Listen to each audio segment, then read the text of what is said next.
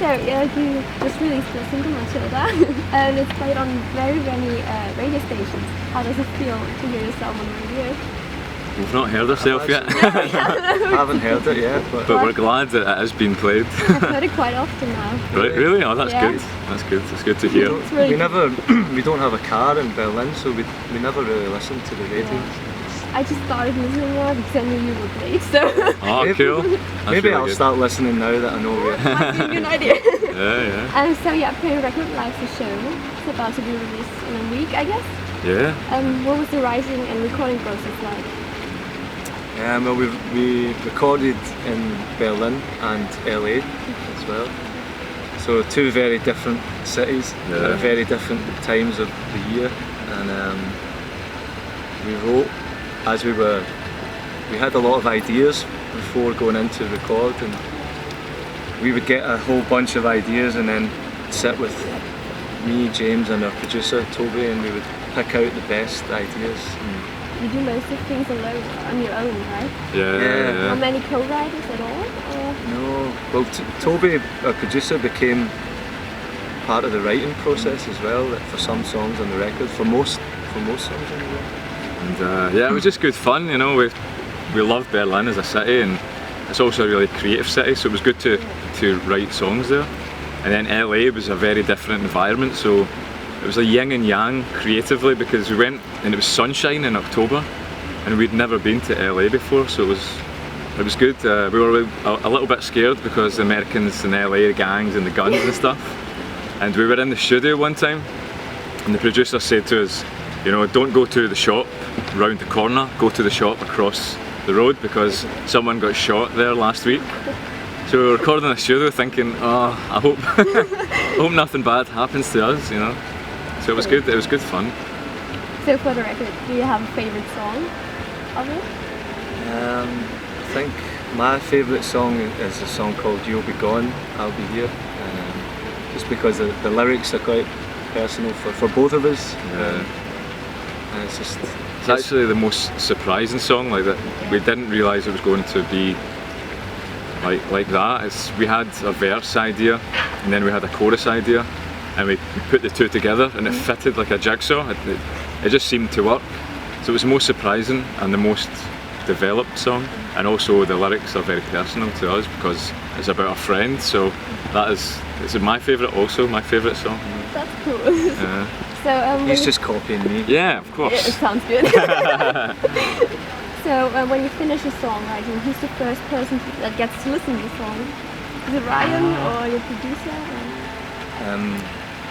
When we finish recording, like when we come out of the studio, I think Ryan's a very good reference point because he's known us for a long time and he's toured with us. He has a very different musical brain as well. Yeah, he's honest, I guess. Yeah, he's very honest. He's too honest. But we always send it. We always send it to close family and friends, and get their reaction, and they always give us their honest opinion. So honesty is always the best, you know, when it comes to music, you know. Yeah. So something that's been on my mind for a while. When one of you sings the lead vocals on a track, how do you decide? You play rock, paper, scissors, or you fight, or just what fits best? Usually the person who brings the idea to the table has the best idea of, you know, the melody, and can you know, therefore lead the song better. But on this record, on occasion, Toby, producer, would say, oh, maybe it's better if Martin sings this, maybe it's better if James sings this, and that's the first time that's happened. But usually it's always the person that brings the idea to the table, so that's how. Usually works more naturally. Yeah, feels better when it does things like that. Okay, let's travel back in time. Do you remember your first official gig as Martin and James?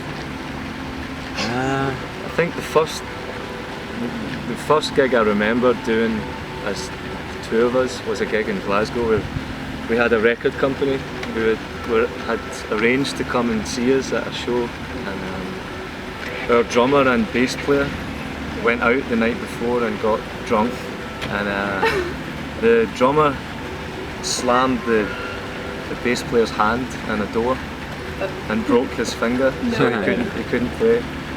And they called us up on the morning of the concert and they said, look guys, we can't play.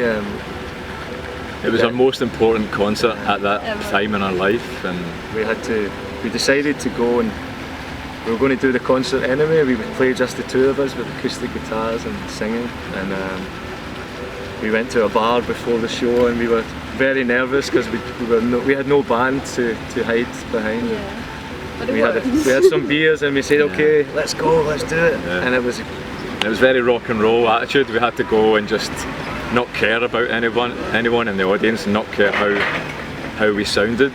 But it and was actually, it worked out for our in our best interest, because we found we enjoyed it.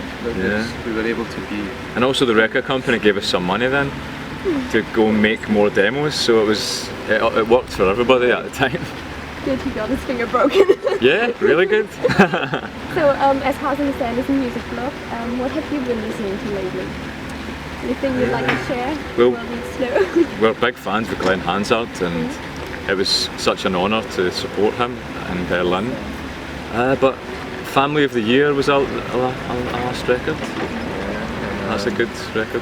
The Lumineers, I was good at last a record. festival at the weekend and watched the Gaslight Anthem Yeah. live, and I'd heard the record and thought it was good, but not. And then when I saw it live, it was really good. I thought it was great. Alright, so one last thing. How's your German going? Any funny new words? Ich lerne jetzt Deutsch. Very Ich good. muss Ich gebe auch. Good. So, thank you so much. Thank you, Bye. Vanessa. Thank you very It much. was good. Okay.